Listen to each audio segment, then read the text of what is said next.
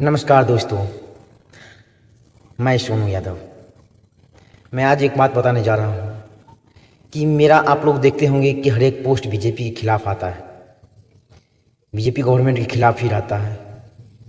तो मैं एक बात बता देना चाहता हूँ कि मैं बीजेपी गवर्नमेंट के खिलाफ पोस्ट इसलिए डालता हूँ कि आने वाला मेरे जो जनरेशन है, मेरे आगे की पीढ़ी जो आएंगे, वो कभी ये नहीं कहेंगे कि देश अगर बर्बाद हो रहे थे तो मेरे अपनों लोग चुप थे, मेरे अपने बैठे हुए थे, कुछ नहीं बोलते थे। ये नहीं कहेंगे, मुझे गद्दार नहीं कहेंगे, मुझे नालायक नहीं कहेंगे। मैं इसलिए बीजेपी के खिलाफ या कुछ भी पोस्ट करता हूं, इसलिए करता हूं कि देश को बर्बाद करने में बीजेपी एड़ी चोटी का जोर लगा बैठा है। चाहे जिस प्रकार हो, देश को हमेशा बर्बाद करने में ही लगी हुई है ये। आज अभी मेरे देश में तेल की महामारी है, गैस की महामारी है, गैस में पूरी तबाही मची हुई है।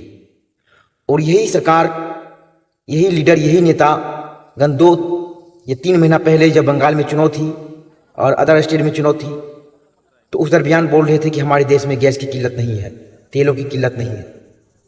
जब सारा जगह चुनाव खत्म हो गया, इन लोगों का सरकार बन गया, उसके बाद ये लोग अनाउंस करते हैं, कॉन्फ्रेंस करते हैं, मीडिया के माध्यम से खबर देते हैं कि देश में तेल की कमी है, गैस की कमी है, बाहर नहीं जाए, गाड़ी पे नहीं चढ़े, वगैरह वगैरह की जानकारी दे रहे हैं हमारे देश की जनताओं को। तो इसलिए मैं इस तरह का पोस्ट डालता हूं कि आने वाला भविष्य मुझे गद्दार नहीं बोले कि मेरा बाप गद्दार था, मेरा दादा गद्दार था। जो कभी देश गुलाम हो रहा था या देश बर्बाद हो रहा था तो ये लोग चुप बैठा था।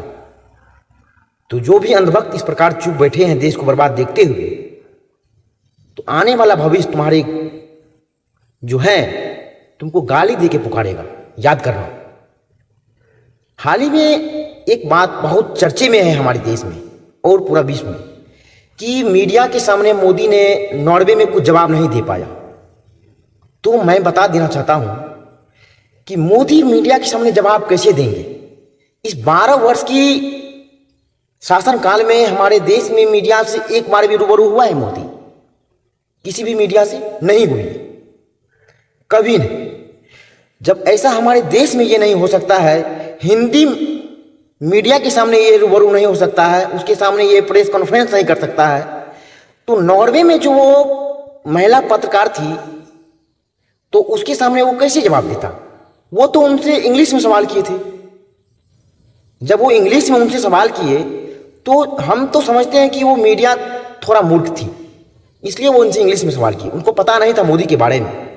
तो मैं बता देना चाहता हूँ अपने देश को, वासियों को, और इस माध्यम से उस पत्रकार तक अगर खबर जाए तो बहुत अच्छी बात है कि देखिए हमारे देश के जो प्रधानमंत्री है ये चौथी फेल है। हमारे देश के प्रधानमंत्री चौथी फेल है और आप उससे इंग्लिश में सवाल करते हैं, तो बताइए कहां से जवाब देंगे? ये तो हो गया, कहावत में नहीं है कि भैंस के आगे बीम बजाए भैंस कड़ी पजवाए।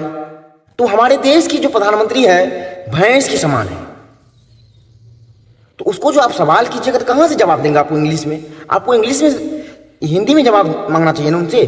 सवाल तो हिंदी में आप करते हैं। वैसे ये मोदी आज तक किसी भी सवाल का जवाब दिया नहीं है, तो फिर आपके सवाल का जवाब कैसे दे देता? आप कहां से उम्मीद रखते हैं कि मोदी से कोई सवाल का जवाब दे दे? तो हमारे देश के प्रधानमंत्री जो है ये तो चौथी फेल है। तो चौथी फेल से आप लोग क्या उम्मीद रख सकते हैं? देश बर्बादी के सिवा आप कोई भी उम्मीद नहीं रख सकते हैं। एकाएक देश में 3 रुपया पेट्रोल महंगा हो गया और विदेश को तुम तेल सप्लाई कर रहे हो।